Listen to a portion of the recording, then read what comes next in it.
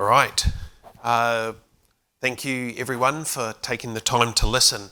I'm going to let you in what I think is on the best secret in the mining and exploration space, which is Kazakhstan. So Kazakhstan, as a quick overview, is currently ranked the 23rd best mining jurisdiction in the world. It's tied for 24th with Canada and Ireland as one of the best places to do business in the world. It's the largest producer of uranium. It's the second largest producer of chromite. It's the 10th largest producer of copper, and it's the 12th largest producer of iron ore. Glencore, who's very prominent in the country, gets 20% of its EBITDA from Kazakhstan. It's really a sleeping giant right now. So when I started looking for potential projects, everyone knew about the incredible geology and the potential of the country, but it wasn't until I actually got on the ground that it really became apparent. So right now in Kazakhstan, there's 3 distinctive productive porphyry belts. So you think about Chile, there's 2 productive porphyry belts. Kazakhstan has 3. It's got 34 known deposits, all of which have been found during the Soviet period with very little exploration outside of that. It's been unexplored with modern techniques. A new mining law, which slipped under the radar of everyone, was established in June 2018 based on the Western Australian mining law. It's almost an exact duplicate. And the amazing thing about it is the implementation of it has gone smoothly. So to put it in perspective, in the decade prior to 2018, Kazakhstan had issued a grand total of 30 exploration licenses. Between 2018 and 2019, they issued over 300. It's quite remarkable how quickly it's been implemented. It's got excellent infrastructure and excellent bang for the buck. So when I talk about that, we're drilling right now at $125 all in per metre. That includes assays. So to put that in perspective, a $5 million drill program, you'll expect to get about 35 to 40,000 metres of drilling out of it. I've spent lots of time in the high Andes. You'll probably get about 5,000 metres out of a $5 million drill program. So your opportunity for discovery goes through the roof when you've got that kind of bang for the buck. Who's there? So we've got Glencore, we've got Rio Tinto, we've got Fortescue, we've got a number of Russian companies, and then we've got some local Kazakh companies. What you don't see on this list are juniors. We're the first Canadian junior into the country. There's a couple out of the UK, and that's it. It's wide open. Now, Kazakhstan's the 9th largest country in the world. And the way I explain it to people, it's like walking into Western Australia with the deposit model and everything is wide open for staking. It's, from a geologist's point of view, it's a once-in-a-lifetime opportunity. So who is Arras Minerals? Board of directors, we've got a real superstar board. Brian Edgar's the chairman, very tied in with the Lundin group of companies. Wes Carson is the VP mining operations for Wheaton. We've got a woman by the name of Vera Kabalia, used to be the Minister of Economy for the country of Georgia. And we brought her on board because once she moved on from that job, she became the co-chair for the World Expo in Kazakhstan. It was a $6 billion project in 2018 and has some really deep connections there. Dan Koons, former CEO of Ivanhoe, was at the helm when they found Oyu Tolgoi way back in the day. And Christian Malau, former CEO of Equinox Gold, one of the Ross Beatty companies, and he recently stepped down. And he only took on 2 board positions post stepping down, and one of them was Arras. So myself, I'm a geologist, worked all around the world for 25 years. Darren Klink, he's the former CEO of Bluestone Mining and the business development for Oceania. Chris Richards and Josh Hughes. And then we've put together a superstar technical advisory board. Probably the best well-known name is Craig Hart.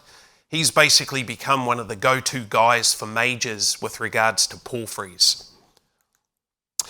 So, location of our main deposit, which is called Buskoga.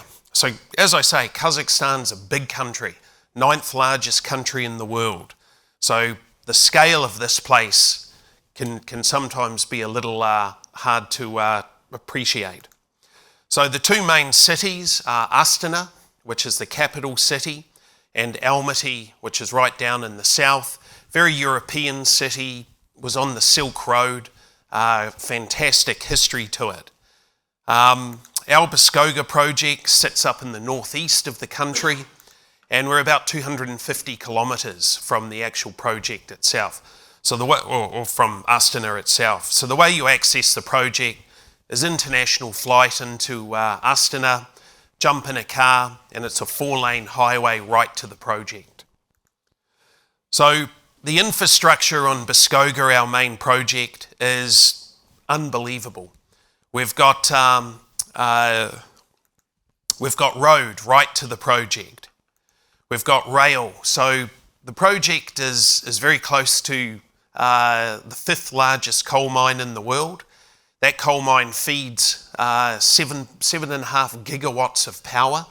And of course, what comes with that is the heavy rail. So Buskoga sits 35 kilometres from the heavy rail. We've obviously got power. We've got the world's highest voltage power lines going literally straight over the top of the project. You can feel your fillings fizz as you walk underneath them. 1100 kVA. We've got water, and we've got a workforce which obviously have been trained up from working at the coal mine.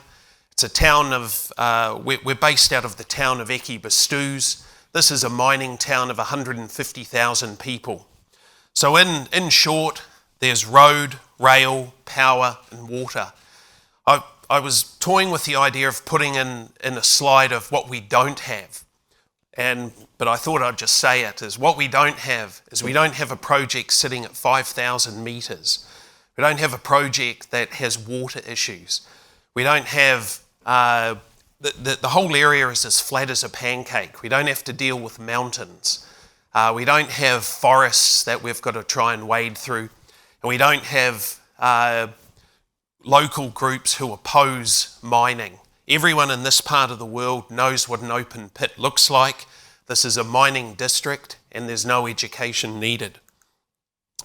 So Buskoga was a project that we acquired through doing an option to purchase with a private Swiss company. So our starting point, one of the first things we did when we acquired the project, was we did a resource report on it. You can see the numbers. It's basically a copper gold porphyry, and we're effectively starting with a resource of 3.5 million ounces of gold and just under 600,000 tonnes of contained copper. And I stress again that that's where we're starting. This isn't the end. So since we've acquired the project in mid-2021, we've started a 30,000 metre drill program, which I'll highlight again. To permit 30,000 metres took 4 weeks to acquire that permit. These are the first 7 holes that we drilled into the deposit. 973 metres at 0.82 copper equivalent, 1,120 metres at 0.59 copper equivalent, 1,124 metres at 0.76 copper equivalent. The thing I'll highlight about these intercepts is they're very gold rich, so it's about 50-50 copper and gold. And that seems to be unique for the style of mineralisation in this part of the world. And I should add that our drilling extended the depth extent of the existing resource, the 3.5 million ounces and 600,000 tonnes of contained copper, extended it an additional 400 metres to depth. And these holes all ended in mineralisation. This is by no means cut out at depth here. But the big question is, and I can see it on everyone's lips, is what else is there? So this is an image that shows the resource highlighted in the yellow, in the circle, and then the dots represent a style of exploration that is often done in Kazakhstan. As I say, it's very flat, and there's anywhere from 10 to 40 metres of overburden, so gravels and silts sitting over the top of the bedrock. So you're looking for a buried target here. And so the technique that's used is a style of RAB drilling, or they call it KGK drilling, where you blast through the overburden and take a sample of the bedrock sitting underneath. So in our first year, we did about 20,000 metres of this style of drilling. And you've got to remember, it's basically just like taking a rock sample 50 metres below the surface. This is the gold anomaly that came out of it, greater than 0.1 gram per tonne. It's 5 kilometres long, and I guess the point I'd highlight here is that it didn't stop because the anomaly stopped. It stopped because that's the extent of our drilling for now. We've currently got another 30,000 metre RAB drilling or KGK program underway right now. And this is the copper anomaly. And the other thing I'll highlight is that 99% of all the drilling is focused on the resource. So in that circle, the rest of it is wide open, basically unexplored. So the deal terms that we acquired Buskoga are pretty simple. We signed an option to purchase agreement in February 2001. The deal is we get 4 years to explore the project, and over those 4 years we've got to spend 15 million in exploration costs. And then at the end of, at the start I should say of 2024, we come to a very simple decision. We either buy the project for 15 million cash, or we walk away and give the project back to the current owners. If we buy the project, it's ours 100%. So we're currently in year 2 of our option agreement, and I guess we want to use that time to see how big this thing can get. The other thing, as an explorationist, you just can't help yourself. When you go into an area, you start looking at the potential around Buskoga. Because the thing about porphyries is they never occur in isolation. There's always more to find. So since we've been in country, we've staked an additional 9 mineral licenses. We've taken out 3,000 square kilometres of exploration ground. This isn't based on a whim. This is going into the archives of Soviet data, putting together the story, and then going out into the field and seeing what we can see. So what we're focused on is staking up land position in what's called the Buskoga-Chingis magmatic arc. It's one of the 3 porphyry belts in Kazakhstan. So the 3,000 square kilometres of ground puts us as the 3rd largest mineral claims holder in Kazakhstan, behind Rio Tinto and Fortescue. The first thing we did when we acquired our licenses is we flew the first modern magnetic survey over this ground. So we flew a 112,000 line kilometre mag survey. It's the largest mag survey flown since Soviet times. And we've picked out some sensational targets. And for brevity and time, I guess I'll quickly just take you through 2 of them. So the first area is what's called the Buskoga area. That sits up to the north. Now if you zoom in, the red area is our license, and this here is the Buskoga porphyry. It's a 1 billion tonne porphyry, 0.35 copper, 0.1 gold and 1 gram silver. We've staked basically all the ground to the north. Now here's what's cool. This is an old Soviet IP survey over the top of it. And you can see there's a very strong northeast trend to this billion-ton porphyry. The big question is, what happens up here on our ground? I'll show you what happens. It goes undercover. So this is the overburden map. You're looking at anywhere from 10 to 30 metres of overburden. And I remember going to a talk by Peter McGaw on Mag Silver's discovery of Juanicipio. And he said, I'd like to say it was brilliant geology that found this spectacular deposit. But he said, what I did is I added $1 billion of value using a ruler. And I think that's the potential we've got here right now with Buskoga, or the extension thereof. The Alamus area sits there.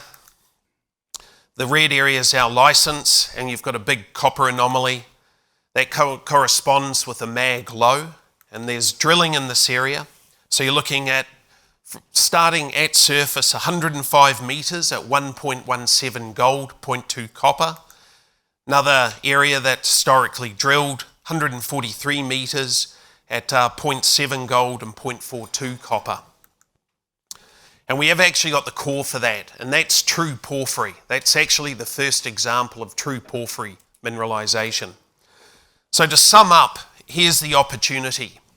Right now we're in the Chinggis Buskoga belt. There's 3 known porphyries in this belt. 2 of them are in production, and we've got the 3rd. It's a 500 kilometre belt long, 100 kilometres wide. If you look at Chile, in the same size belt, you can hide 25 porphyries in there. In Arizona, Mexico, you can hide 37. In Peru and Ecuador, you can hide 22. In the Philippines, you can hide 20. So the point of this whole story is we've got a dominant land position in an extremely prospective belt. And right now, there's only 3 known porphyries. And we've got land position that suggests there's another 4 at least that we need to chase up. As I say, it's an opportunity of a lifetime for a dirty old geologist. And lastly, I'll say we've just had an investment by Teck to 9.9%. They've come in purely as an investor. There's no hooks, there's no board seats. They just recognise the opportunity, and they're extremely pleased with how we're progressing. Thank you very much.